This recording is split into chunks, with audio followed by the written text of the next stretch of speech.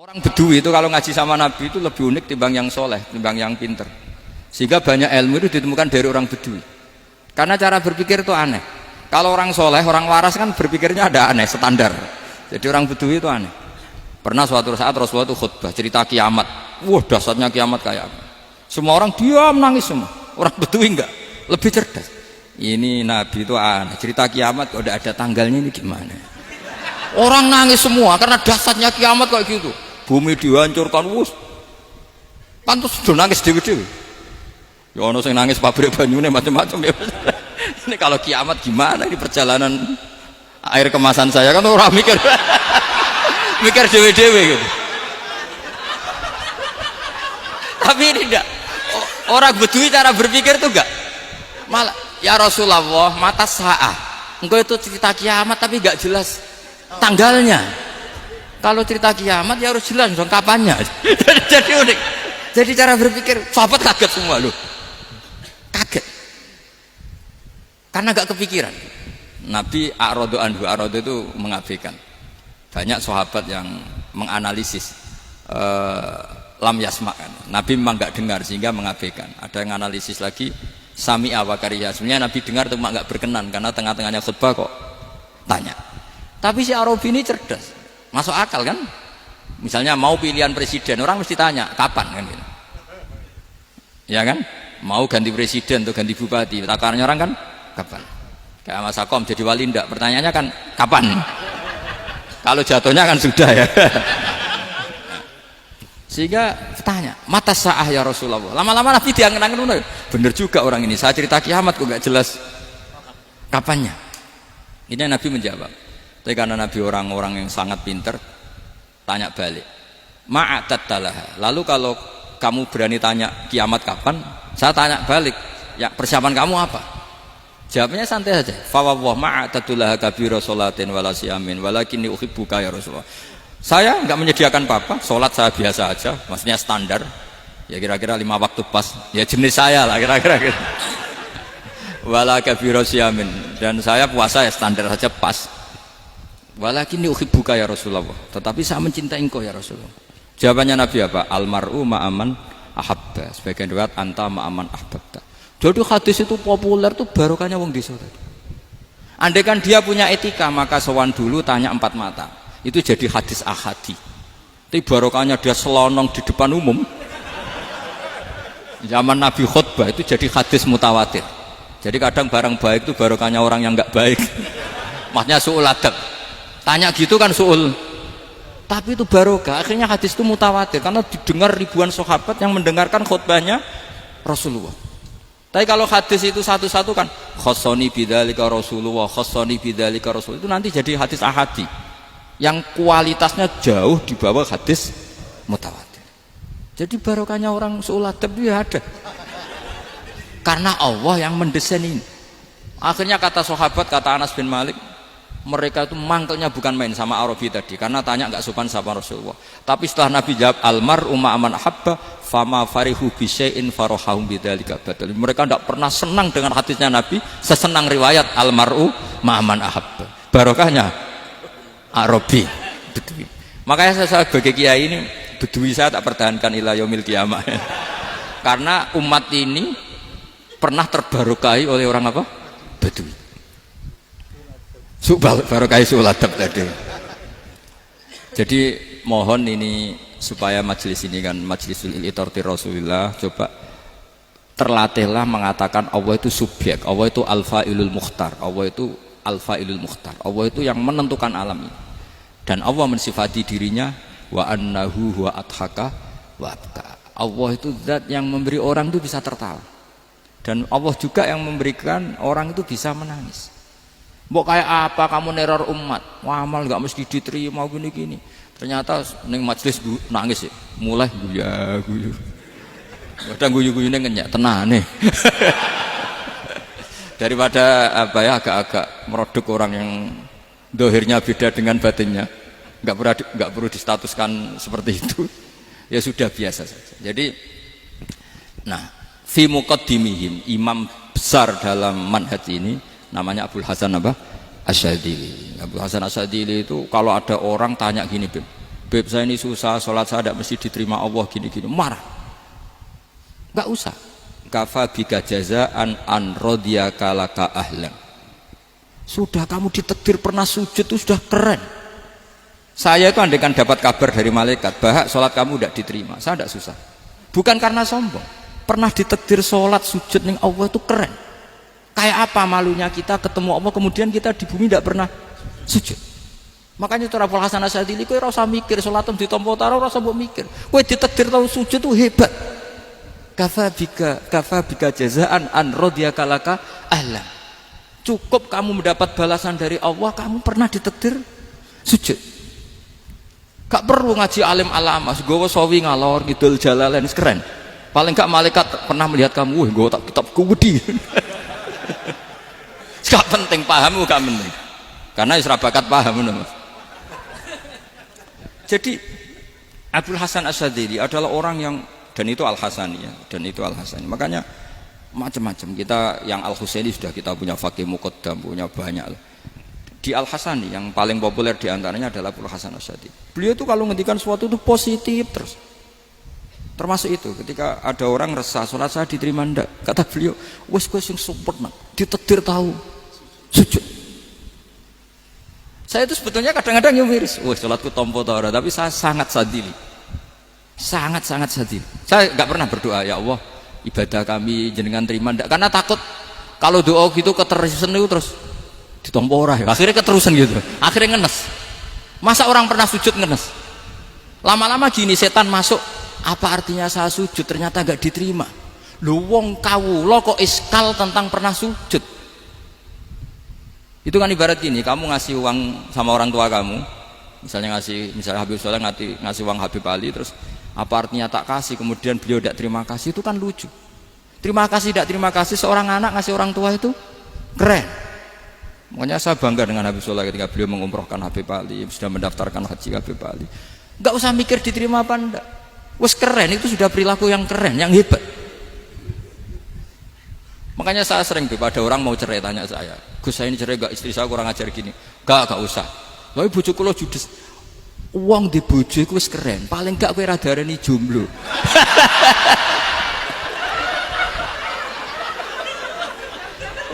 Diarani duda ora enak. Wes luwe sabar di diarani duda mek diarani bojo judes. Enak bojo judes cek gagah. Di bojo lah. Oh iki.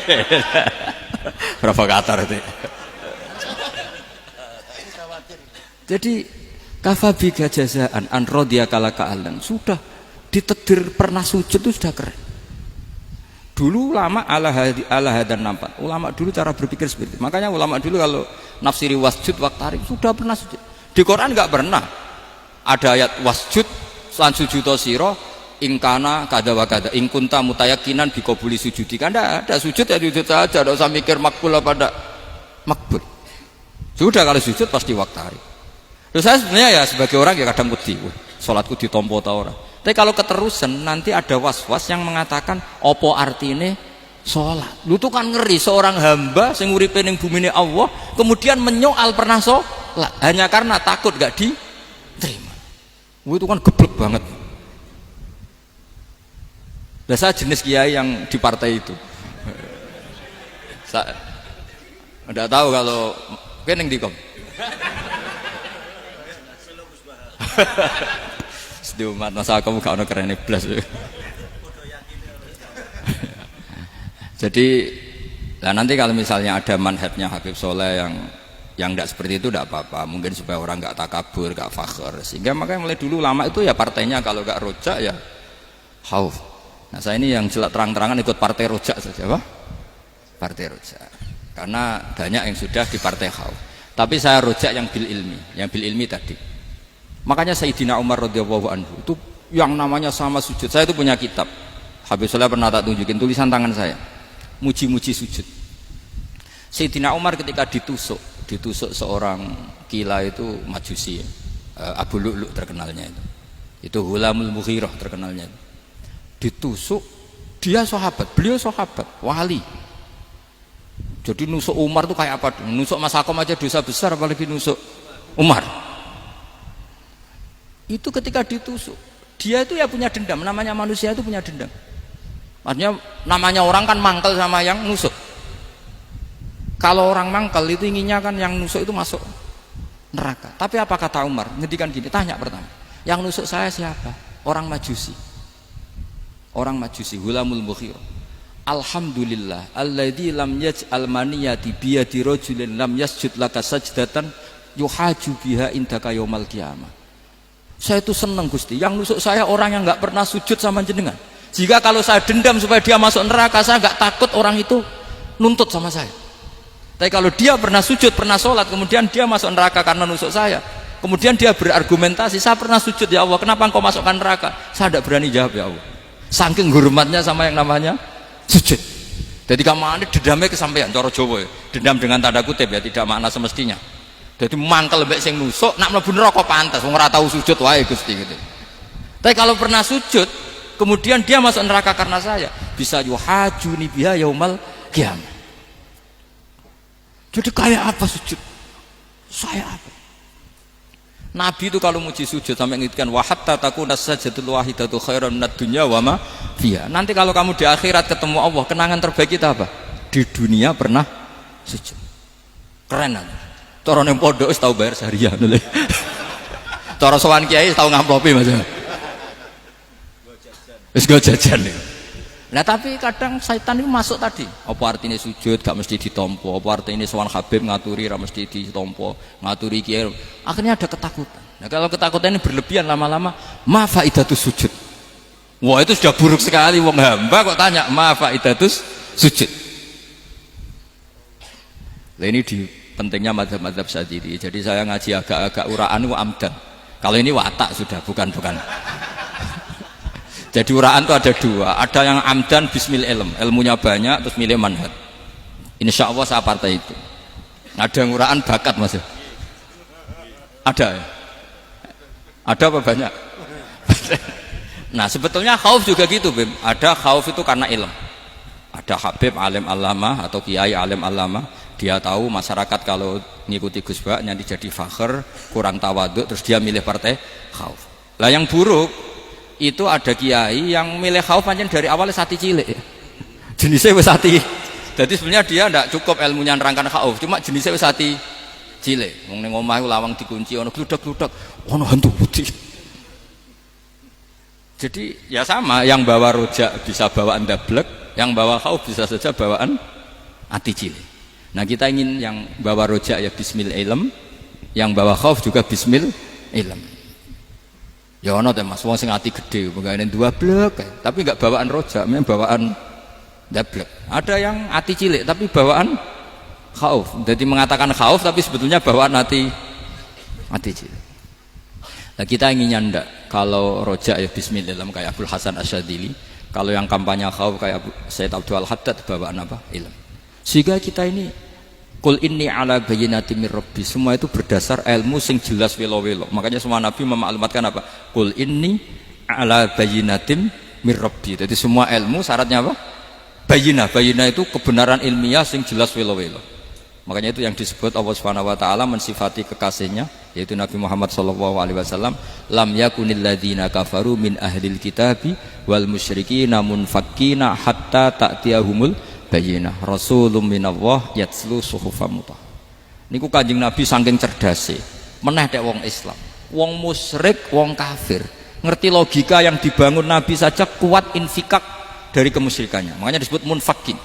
Orang-orang musyrik, orang-orang kafir tidak munfakin, tidak tercerabut dari akar akidahnya hatta ta'tiyahumul bayyinah. Itu siapa? Rasulun minallah yatslu suhufam mutahhar. Masyhur itu debatnya Nabi dengan orang-orang musyrik. Mereka bilang, ya Muhammad, kita ini urusannya banyak, kasusnya banyak, lalu anda mengajarkan ke Tuhan satu. Masa urusan banyak cukup Tuhan satu? Itu gak fair Muhammad. Aja'alal alihata ilaha wahida inna hadza la syai'un ujab. Urusan kita banyak, masyakil kita banyak, muskilah kita banyak, kalau Tuhannya satu gak cukup Muhammad. Nabi dengan santainya memberi penjelasan, ya sudah gini saja, kalau kamu jadi budak atau pembantu, majikan kamu banyak, semuanya merintahkan kamu, semuanya bikin aturan untuk kamu suka enggak? Ya gak suka Muhammad, kalau majikan kita banyak repot. Ya sudah, Tuhan kamu itu majikan kamu. Kalau banyak perintahnya beda-beda kamu pusing. Ya udah Mat, Tuhannya satu aja Mat. Karena Nabi bayina, orang itu bisa dibalik-balik pikirannya. Dan makanya disebut darabahu mathalan rajulan fihi syuraka'u mutasyakisuna wa rajulan salamal lirajul hal yastawiyani masalah alhamdulillah. Jadi Nabi itu kalau adu argumentasi itu luar biasa. Jadi segampang itu Nabi memberi apa? Argumentasi. Karena beliau adalah al-hujjatul balighah. Jadi Nabi itu gak pernah kalah. Pernah Nabi debat sama orang Yahudi. Muhammad, saya ini turunan Ibrahim. Kita ini Israel ya. Kita tahu Israel adalah turunan Nabi. Israel nama lain dari Yakub. Yakub bin Ishak bin Ibrahim.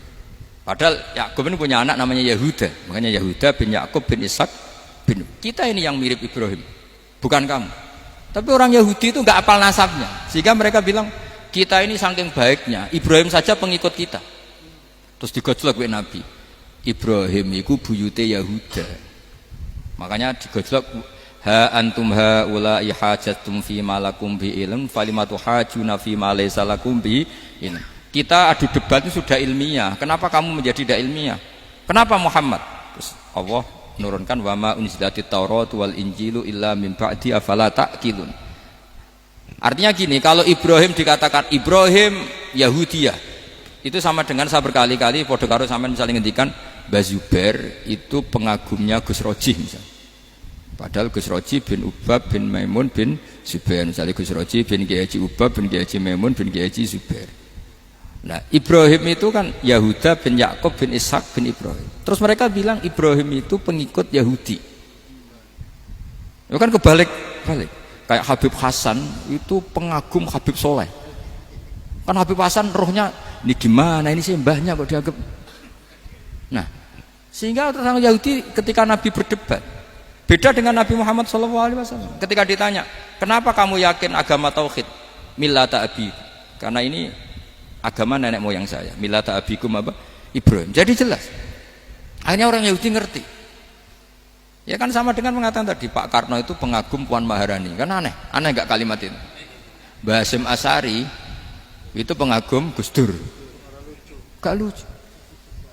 Itu debat. Jadi Nabi itu orang yang bayinah. Bayinah itu kalau menerangkan kebenaran itu bahkan orang kafir pun bisa infikak, bisa munfakin, tercerabut dari akar kekafiran. Nabi itu mudah sekali merubah logika. Makanya di Quran sering ada kata aro'aitum, karena memang tadi. Nah saya mohon apapun pilihan anda rojak kayak Abdul Hasan Asy'adili tadi. Ketika orang resah sujudnya diterima apa enggak, sholatnya diterima apa enggak, beliau bisa berargumentasi betapa pentingnya sujud. Wes ajeng kowe iku kawula, tahu sujud iku keren. Saman bayangkan betapa malunya kita kalau kita ketemu Allah kemudian di dunia enggak pernah. Lho paribasane kula mlebu swarga lah iku isin. Mlebu swarga tapi ning donya ora tahu isin. Sama seperti kowe di guru, sak urip-uripmu ora tahu salam templek isin. Kira-kira seperti meskipun salam templek ora penting ya ora penting toh, misalnya soleh salam templek 50.000 duwe wis akeh ngono kan. Nah masakom penting kudu rokok. Itu bukan nilainya kok, betapa malunya kita. Saya dulu mau sarang, andai kan tidak pernah khidmah sama iya malu tenan sebagai apa? Santri. Makanya Sayyidina Umar ketika beliau dibunuh orang, itu pertanyaan pertama, dia pernah sujud enggak pernah. Andai kan dia pernah sujud, maka saya tidak berani masukkan dia masuk neraka. Takutnya dia protes sama Allah, ya Allah saya pernah sujud, kenapa harus di neraka? Atau Umar ditanya Allah gini, Umar, kue ridho wong sing tahu nyembah aku kemudian dia di neraka? Kayak apa? Jadi makanya Umar ketika wafat ketika alhamdulillah alladzi lam yaj'al maniyati biyadi rajulin lam yasjud laka sajdah. Ya, jadi saya mohon sekali jadi majelis ini sebuah majelis mubarak, caranya tauhidnya dibenarin ya, tauhidnya dibenarin. Jadi Allah itu adhaka wa abka, Allah itu al-hadi, Allah itu ar-razzaq. Sehingga menteri ekonomi mbok salah rumusillah wong tetep mangan. Mergo Allah itu ar-razzaq. Mbok negara dikelola keliru lah wong tetep mangan, wong Allah itu ar-razzaq. Kiai rada akeh sing di masalah. Tapi ya tetep agama ini jalan. Lho andai kan syaratnya agama ini bener, wah ya repot. Kowe iso bayangno masakom bener terus. Tapi agama ini berkali-kali coba di TV itu banyak nyun sewu, ada ustadz, ada kasus apa, ada kiai, kadang ada masalah hukum. Agama ini jatuh enggak masalah. Padahal di TV itu sudah dinasionalkan kan, ada kiai terlibat kasus hukum atau ustadz tertangkap karena melakukan apa itu. Tapi enggak ngefek karena agama ini bihifdzillah wa biriayatillah. Sama. Negara mana-mana kadang manajemen ekonominya enggak jelas, tapi masyarakat ya makan karena Allah Razzaq. Sama, aku kancanan Masako mengeluh, tapi Allah adhaka, akhirnya iso guyu. Padahal orang untungnya blas kancanan dede. Tapi karena Allah itu adhaka. Nah kita dengan istri yang kita cintai, dengan keluarga kadang nangis. Karena Allah itu zat yang bisa memberi abka. Wa annahu wa adhaka wa abka. Terus wa annahu wa amata wa ahya. Kita tidak ingin mati. Wah ya mati saja karena kita objek. Hidayah itu seperti itu. Allah Al-Hadi. Apa? Allah itu kayak apa Korea, negara ateis. Enggak kebayang di sana ada ngaji Aqidatul Awam, Mabadi' Fikih. Sekarang banyak. Saya tuh kalau beli Aqidatul Awam kerdusan, kirimkan ke Korea. Sebelum saya ke Korea, karena sebagian santri saya di Jogja. Di sana ada ngaji Aqidatul Awam, ngaji Takrib. Bahkan saya di sana dilagokno sakduna fid dunya. Kayak apa Allah kalau ingin bikin hidayah? Karena Allah itu Al-Hadi. Wong Indonesia digerakno seneng duit. Bareng gue seneng duit mau apa? Korea. Setelah di Korea tersiksa karena gak ada tempat sujud, akhirnya urunan. Segampang itu kalau Allah mengendaki. Itu gak dibenem MUI, gak dibenem. Karena Allah Al-Hadi. Jadi saya mohon sekali tauhid ini dibenerin dulu. Allah tetap Al-Fa'ilul Mukhtar, apa? Al-Fa'ilul Mukhtar. Sehingga Allah mensifati dirinya adhakawa. Mbok kamu bendung kayak apa, orang ngaji saya tetap guyu. Sekarang iso mbuli saya, oh Gus Bak ngaji tidak guyu. Allah yang memberikan guyu kamu itu. Andai kan sesuai status kamu, kowe ora ngarep iso guyu. Utang akeh, jatuh tempo, bojo ora percaya. Gede-gede ya, kayak paham. Ya jadi ini tak isyatkan jenengan, saya ini tadi bawa kitab Fathur Rahman di Thalibi Ayatul Quran, mau tak kasihkan hadiah ke Sayyid Umar Hafid sebagai penyempurna karena beliau sudah Al-Husaini. Semoga ini dapat barokahnya Al-Hasani. Ini dikarang oleh zurianya Abdus Salam bin Masis. Abdus Salam bin Masis adalah guru dari Abul Hasan apa? Asyadili. Jadi kita tahu Sahibul Hikam Ibnu Athaillah As-Sakandari muridnya Abul Abbas Al-Mursi. Beliau muridnya Abul Hasan Asyadili. Beliau muridnya Abdus Salam bin Masis. Yaitu Alami Zada ini min dzurriyyati Abdus Salam bin Masis. Jadi ini Al-Hasani. Jadi ini sudah klub karena mulai dulu ya tradisinya gitu. Banyak sabaib ngaji Barojak, Bafadol. Nanti yang Bafadol Barojak yang ngaji Habib lagi. Seperti sanadnya Soleh di Sarang. Ya Soleh ngaji Bahmun. Tapi Bahmun ngaji Sayyid Alawi Sadat ya. Ngaji Sayyid Zaini Dahlan. Nanti setelah Sayyid Zaini Dahlan ngaji Ajam lagi Usman Adim Yati. Jadi ya biasa mulai dulu silsilah ya seperti itu. Jadi seperti dulu Ibnu Abbas termasuk Qorobatul Rasulillah. Jadi dulu Qorobatul Rasulillah itu Bani Hasyim sama Bani Muttalib. Tapi kalau sekarang ya tentu para sadat, para habaib. Dulu biasa Ibnu Abbas ngaji ke Zaid bin Sabit. Itu Ibnu Abbas yang mencium tangannya Zaid bin Sabit. Tapi Zaid bin Sabit juga mencium tangannya Ibnu Abbas karena Qorobatul Rasulillah sallallahu alaihi wasallam. Jadi saya mohon semuanya itu insaf bil ilm ya, insaf bil ilm. Kayak tadi munfakina hatta ta'tiyahumul bayyin. Jadi bayina itu orang yang kalau menerangkan itu memberi penjelasan sing jelas welo-welo. Itu siapa? Rasulun minallah yatslu suhufam mutahharam. Beri Al-Fatihah.